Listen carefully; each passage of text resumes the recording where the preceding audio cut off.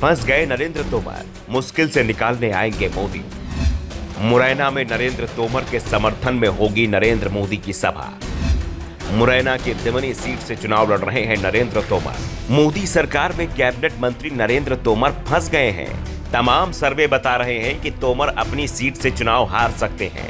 वो बुरी तरह से त्रिकोणीय मुकाबले में फंस गए हैं और अब अपने मंत्री को मुश्किल से निकालने के लिए खुद प्रधानमंत्री मोदी को कमान संभालनी पड़ रही है।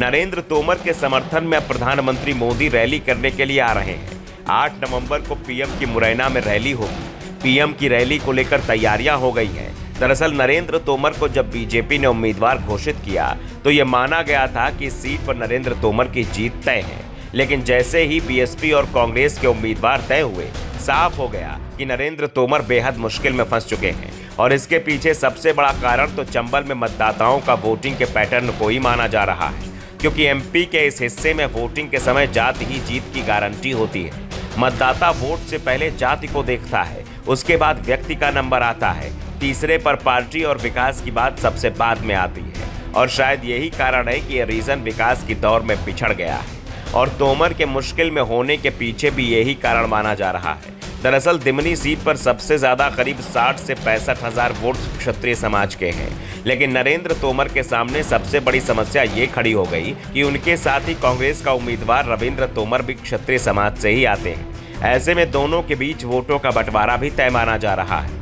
रविंद्र तोमर इस समय दिमनी सीट से विधायक है और अगर क्षत्रिय वोटों का बंटवारा होता है तो फिर इसका फायदा बीएसपी उम्मीदवार बलवीर दंडोतिया को मिलेगा, ये तय माना जा रहा है, क्योंकि दिमनी में क्षत्रियों के बाद दूसरी बड़ी आबादी ब्राह्मण समाज की है, जो करीब 40 से 45 हजार है और बलवीर यहां से 2013 में विधायक भी रह चुके हैं। यानी मुकाबला इस बार बेहद मुश्किल भरा दिखाई दे रहा है।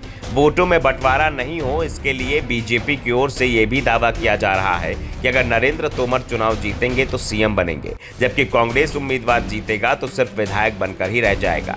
कोशिश है कि क्षत्रिय समाज के वोटों को एकजुट किया जाए, जो अभी तक कामयाब होते नहीं दिख रहा है। इस बीच लोगों में प्रदेश की बीजेपी सरकार के खिलाफ भी नाराजगी दिखाई दे रही है।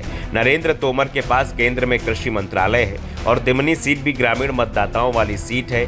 यहाँ खाद की किल्लत और आवारा पशुओं की समस्या को लेकर बीजेपी पहले ही गिरी हुई है और नरेंद्र तोमर को किसानों के ये सवाल को ज्यादा ही परेशान कर रहे हैं। ऐसे में अब नरेंद्र तोमर को जिताने के लिए नरेंद्र मोदी को खुद चुनाव मैदान में उतरना पड़ रहा है। दरअसल जो फीडबैक रिपोर्ट सामने आ रही है उसमें साफ है कि जहां क्षत्रिय वोट बिखरता दिख रहा है, वहीं बलवीर दंडोतिया के समर्थन में दलित और ब्राह्मण एकजुट होते दिखाई दे रहे हैं, जिसके बाद नरेंद्र तोमर के लिए हालात मुश्किल होते दिखाई दे रहे हैं। दूसरा सबसे बड़ा कारण है कि यह सीट पिछले 2 बार से बड़े अंतर से कांग्रेस के पास जा रही है, यानी दिमनी धीरे धीरे कर कांग्रेस का गढ़ बनती जा रही है। ऐसे में बीजेपी के लिए यहां पर सेंधमारी आसान नहीं दिख रही है। फिलहाल हालात तो नरेंद्र तोमर के लिए बेहद मुश्किल भरे बताए जा रहे हैं और इसी के चलते नरेंद्र तोमर को भी दिमनी सीट पर ज्यादा से ज्यादा वक्त देना पड़ रहा है।